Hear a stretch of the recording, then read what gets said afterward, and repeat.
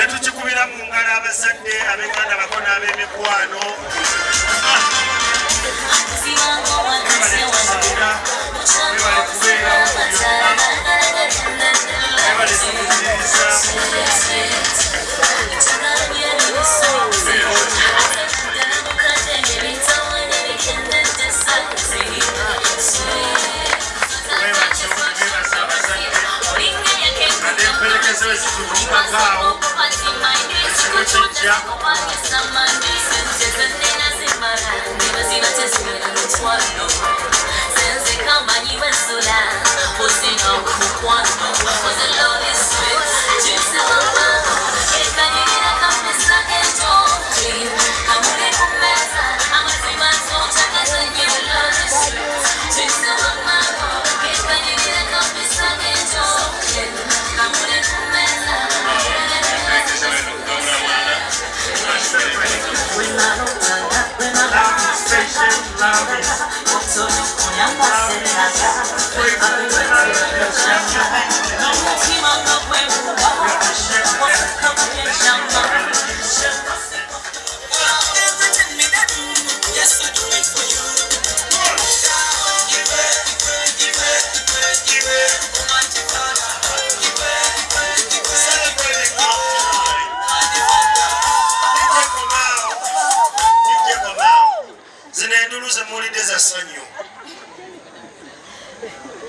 Twebaza Katonda ffe tuva mu Watoto Church so CK2B1B twebaza Katonda olunaku luno twalulindirira obwedda tusabye enkuba nagisindise Masaka nebaza Mukama olwekyo olw'obwedda Richard abadde prayer partner wange tubeera ne prayer partners naye nebaza Mukama nti aguddewo ekisumuluzo mu cell 3 CK2B1B.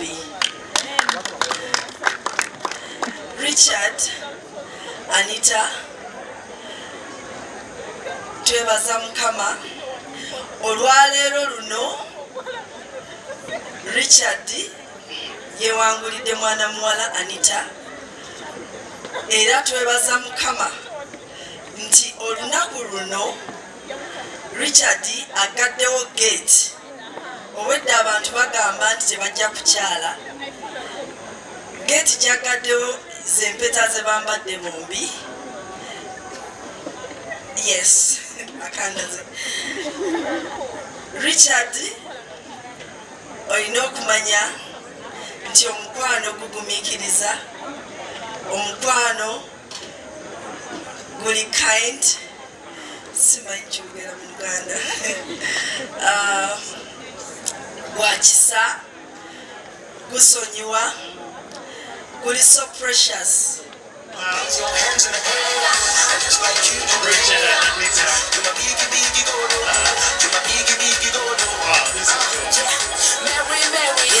Support structure in life, and this is a great support structure. All right, now that is done and we have a little bit of breather.